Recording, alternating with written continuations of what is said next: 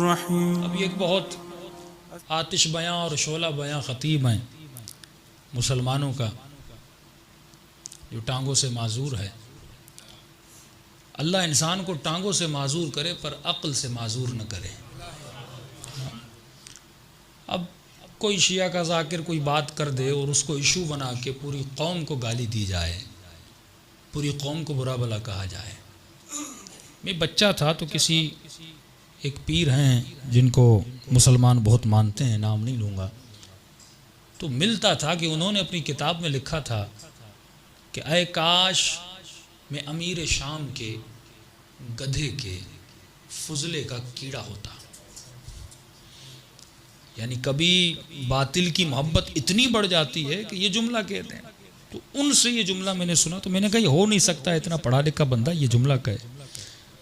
और इन्हीं दिनों में मैं इन साहब की तकरीर सुन रहा था तो इन्होंने कहा कि अवैसे करनी से अमीर शाम का वो घोड़ा जो दौड़ा और उसकी खाक उठी और वो घोड़े के नाक में गई और उस नाक से जो पानी निकला वो भी अफजल है अवैसे करनी से। एक जुमला सिर्फ ये मिलाया, वो घोड़ा जो नबी के लश्कर में या उसकी फतह में दौड़ा था। तो ऐसे ही आपको शियों में मिलते हैं। उन्होंने भी यही घोड़े की मिसाल दी थी, वल आदियात ज़बहा फलमूरियात क़दहा, कि वो अली का घोड़ा जो दौड़ा था खुदा उसके नाक से बहने वाले पानी की कसम खा रहा है और कहा ये पानी कुम और मशहद के मौलवियों से अफजल है। कि कहाँ की चीज़ बंदा कहाँ मिला रहा है। इससे इनाद इंसान का निकल के जाहिर हो जाता है। यानी आप देखें ये अखलाक वही यहाँ भी नज़र आ रहा है और यही अखलाक हमारे बंदों में नज़र आ रहा है कि शिया ज़ाकिर जब इनाद पे आता है वैसी गुफ्तगू कर रहा है, इसे गुलूब कहते हैं। और वो जब बात करने पर आता है गुलूब, भाई फ़ज़ाइल साहबा हैं लेकिन इतना गुलूब तो नहीं होना चाहिए ना कि आप एक घोड़े के नाक से निकले हुए गंदे पानी को किसी नबी के साहबी जो वैसे करनी है जिसके लिए नबी कहें कि मुझे उसकी खुशबू आ रही है, जो इतना फजीलत वाला बन जाए, आप उससे मिला, इससे गुलूब कहते हैं। ये गुलूब अगर शियों में आए फिर भी बुरा, अगर सुन्नी में आए फिर भी बुरा। या बहस शिया सुन्नी की नहीं, बहस हम कर ही इब्तिदा से सिफत की रहे हैं। अगर बुरी आदत इंसान में आ जाए वो बुरी है, हमें उस आदत से नफरत है। वो आदत अगर शिम्र में आती है तो बुरी है, वो आदत अगर अपने किसी भाई में आ जाती है बुरी है। मासूम फरमाते हैं हमें जिस्मों से जंग नहीं है, हमें तुम्हारी आदतों से जंग है। ये जंग किरदार की जंग है। तुम ये देखो अगर शिया है अच्छी आदतें रखता है, भाई सखी है, सखी कोई भी हो, आतम ताई भी है, सखी है, इमाम उसकी बेटी का एहतराम करता है। किसी का मौला हो तो काफर था, उसकी बेटी का एहतराम क्यों? इमाम फरमाते हैं काफर था पर सखी था, उसके वजूद में सखावत की निशानी। अब कोई शिया हो और कंजूस हो तो मौला उस काफर का एहतराम करेंगे लेकिन इस शिया का एहतराम नहीं करेंगे क्योंकि उसमें सिफत इलाही नहीं है।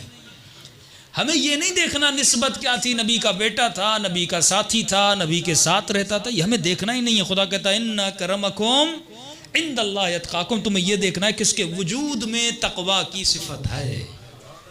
अगर ये मुत्तकी है, सहाबी है, इसके कदम भी हमारे लिए मोहतरम है। अगर ये मुत्तकी है, नबी की औलाद में से है, हमारे लिए काबिल एहतराम है। लेकिन अगर मुत्तकी नहीं, बुरी सिफत है, सहाबी भी है, तो काबिल एहतराम नहीं है। अगर मुत्तकी नहीं है, बुरी सिफत है, अगर औलाद अली से भी है तो हमारे लिए काबिल एहतराम नहीं है। अपना जाफ़र कज़्ज़ाब कौन था? 11वें इमाम का, इमाम ज़माना के चचा है जाफ़र कज़्ज़ाब, लेकिन लक़ब क्या मिला तारीख़ में? कज़्ज़ाब, यानी झूठा। जब किज़्ब की सिफत आ गई तो अहले बैत ने कहा इस शख्स से क्या करो, दूरी करो। नूह का बेटा है, जब बुरी सिफत आ जाती है तो खुदा कहता लैसा मिन्ना अहलिक, ये तुम्हारी अहल से नहीं है। लेकिन जब अच्छी सिफत आ जाती है तो मौला अली फरमाते हैं सलमान व मिन्ना अहलल बैत। सलवात पढ़े मोहम्मद व आले मोहम्मद।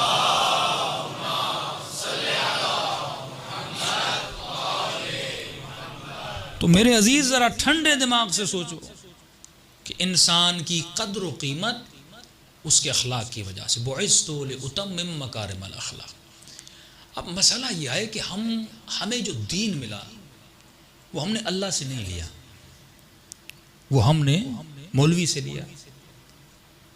अब हमने ये भी नहीं देखा इस मौलवी में तासुब है नहीं है, इसकी सिफत अच्छी है नहीं।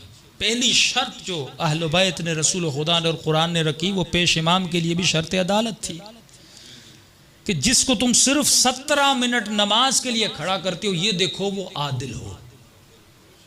पूछा गया आदिल की निशानी क्या है? आदिल किसे कहते हैं? जिसे तुमने गुनाहे कबीरा करते हुए न देखा हो।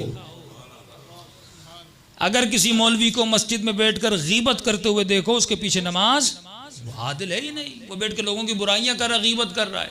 अगर हासिद हो, हसद हो, हुब्बे दुनिया हो, अगर गुनाह कबीरा किसी नामहरम से कोई ताल्लुक में मुब्तला देखो, अगर किसी इंसान को गाली देते हुए देखो, इसके पीछे नमाज नहीं पढ़ सकते, क्योंकि ये मुसल्ले पे खड़ा है, अल्लाह की नमाज और दीन को कायम करने के लिए खड़ा है। अगर वो खुद ही बुराई होगी। अच्छा ये भी है कि अगर तुम उसे गुनाह करते हुए देखो तो तुझ पर है कि उसके पीछे नमाज न पढ़ो।